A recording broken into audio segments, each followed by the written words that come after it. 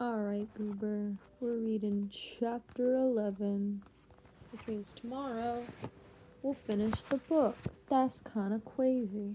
I started this channel in, 2003, I think is what it said. So it's taken me, 3 years to finish this book? No telling. My boy, but I stopped reading it because I thought you didn't care about it. So then I deleted the videos. But now we're finishing the book. It's very poggers and epic.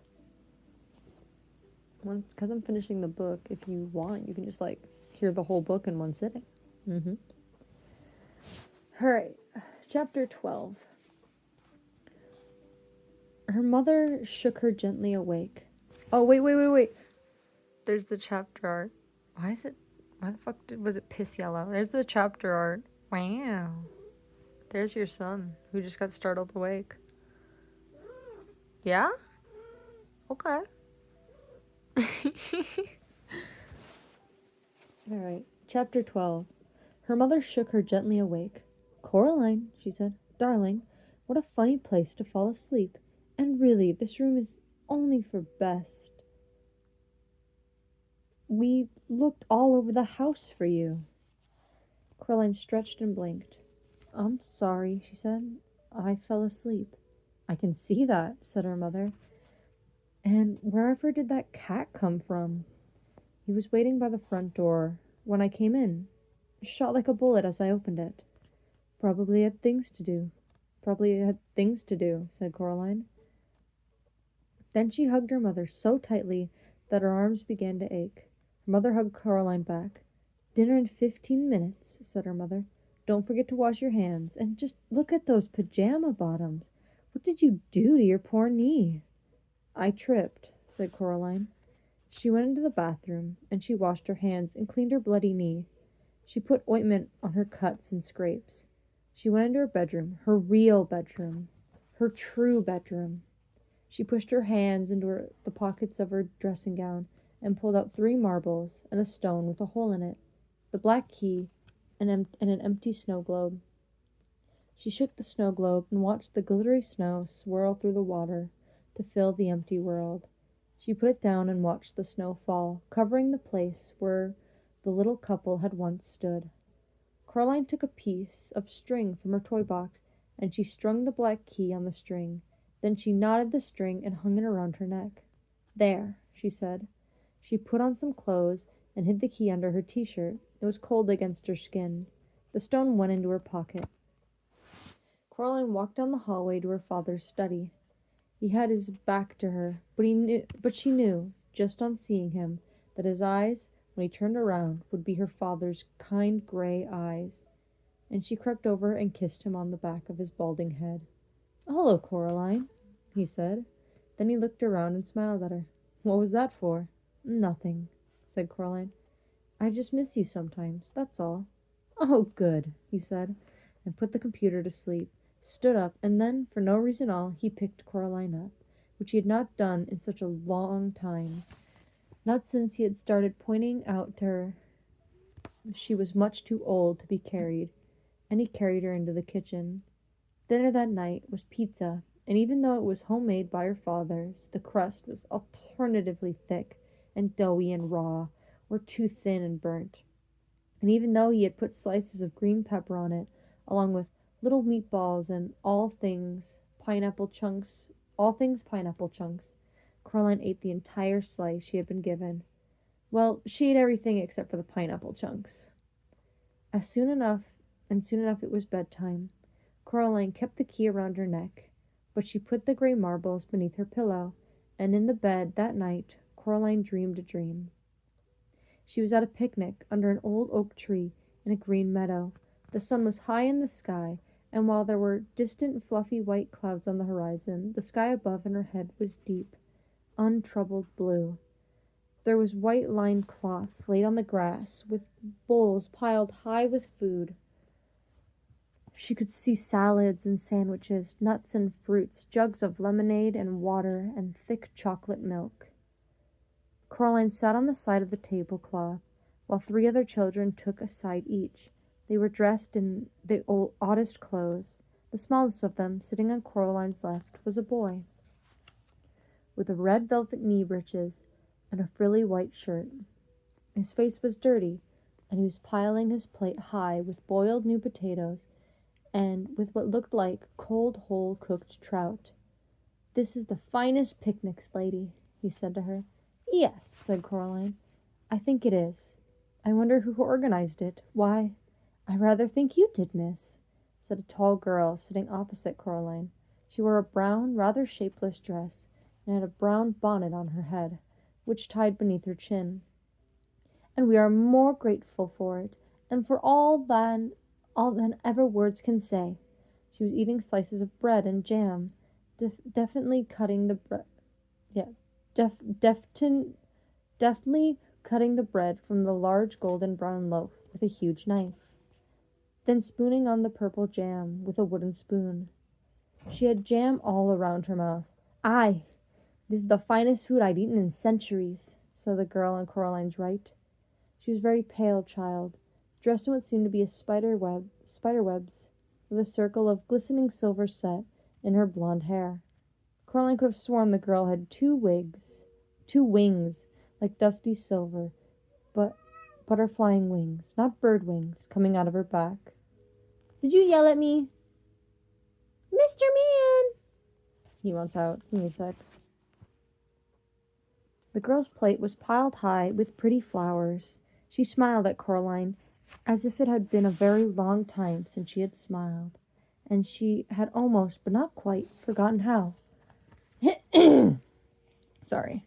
Coraline found herself liking the girl immensely. Gay? I'm kidding. And then, in the way of dreams, the picnic was done, and they were playing in a meadow, running and shouting and tossing a glittering ball from one to the other. Coraline knew it was a dream then, because none of them ever got tired or winded or out of breath. She wasn't even sweating. They just laughed and ran in a game that was partly tag, partly piggy in the middle, and partly just a magnificent romp. 3 of them ran along the ground, while the pale girl fluttered a little over their heads, swooping down on butterfly wings to grab the ball and swing it up again into the sky before she tossed the ball to one of the children. And then, without a word about it being spoken, the game was done, and the 4 of them went back to the picnic where the lunch dishes had been cleared away, and there were 4 bowls waiting for them, 3 of ice cream and 1 of honeysuckle flowers piled high. They ate with relish. "Thank you for coming to my party," said Coraline, "if it is mine." The pleasure is ours, Coraline Jones," said the winged girl, nibbling on another honeysuckle blossom. "If there were but something we could do for you, to thank you, and to reward you." "Aye," said the boy with the red velvet breeches and the dirty face. He put out his hand and held Coraline's hand with his own. It was warm now. "It was a very fine thing you did for us, miss." Oh, I keep fucking up the voices. "It was a very fine thing you did for us, miss," said the tall girl. She now had a smear of chocolate ice cream all around her lips. "I'm just pleased it's all over," said Coraline. Was it her imagination, or did the shadow cross the faces of the other children at the picnic? The winged girl, in a circlet in her hair glittering like a star, rested her fingers for a moment on the back of Coraline's hand.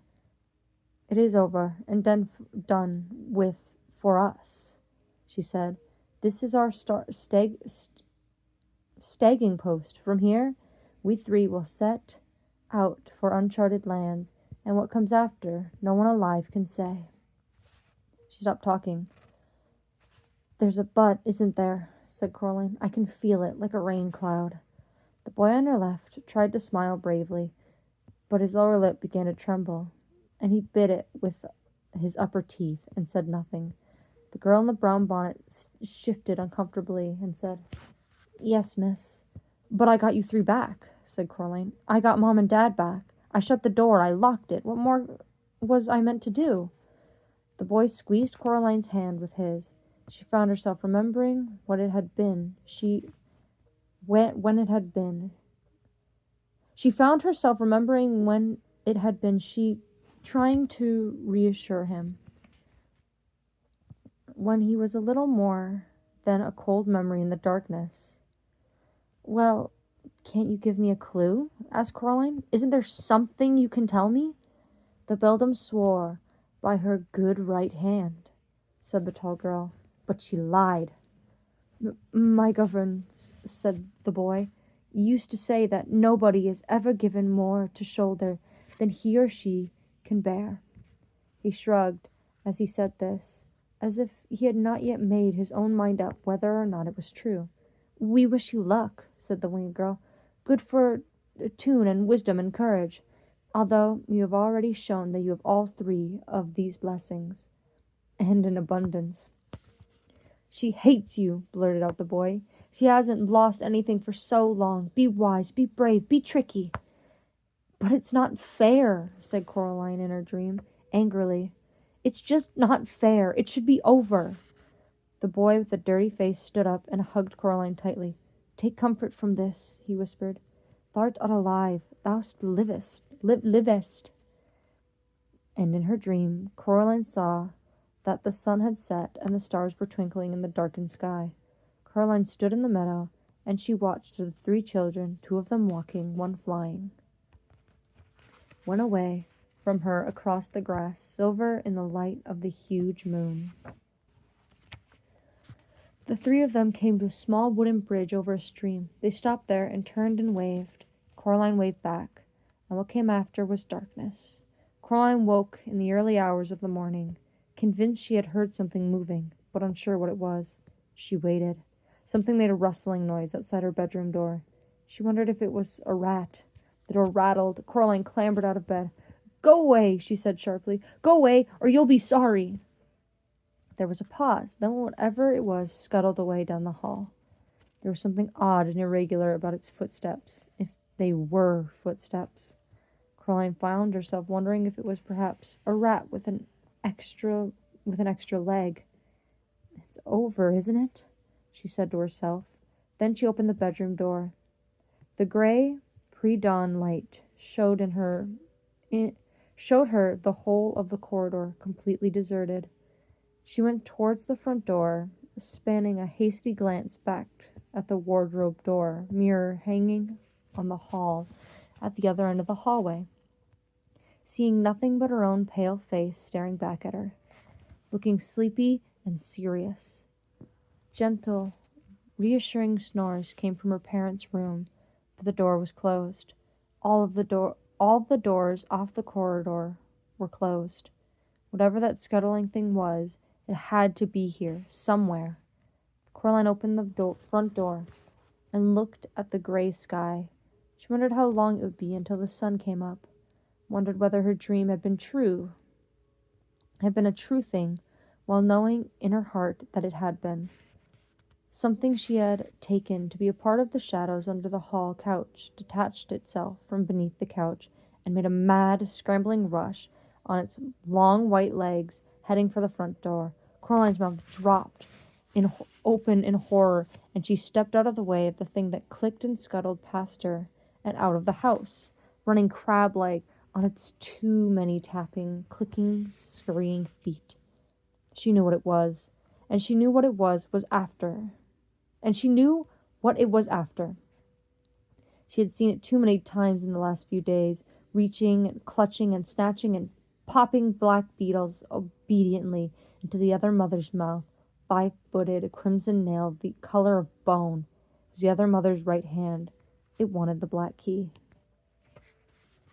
That's the end of chapter 12. Chapter 13 will be tomorrow, which is the final chapter, and then that's the book.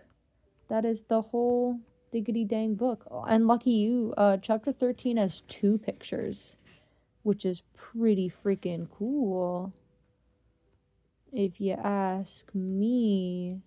What's cool about this is, because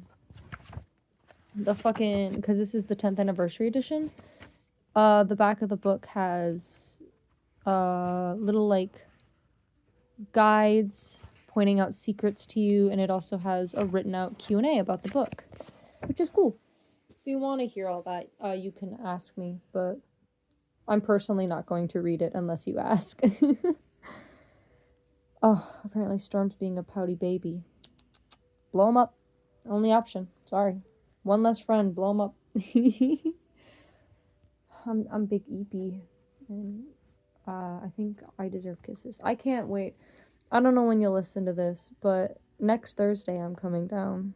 If you listen to this tonight, you'll know that. If you listen to this in the way future, you'll have to remember that. But I'm excited. Maybe I'll read you Five Nights at Freddy's in person. Alright, I'm gonna get cozy, but I love you. You know what? Just for you. Look at that cat over there. Get a good look at that. Oh dang, that's a cat. Alright.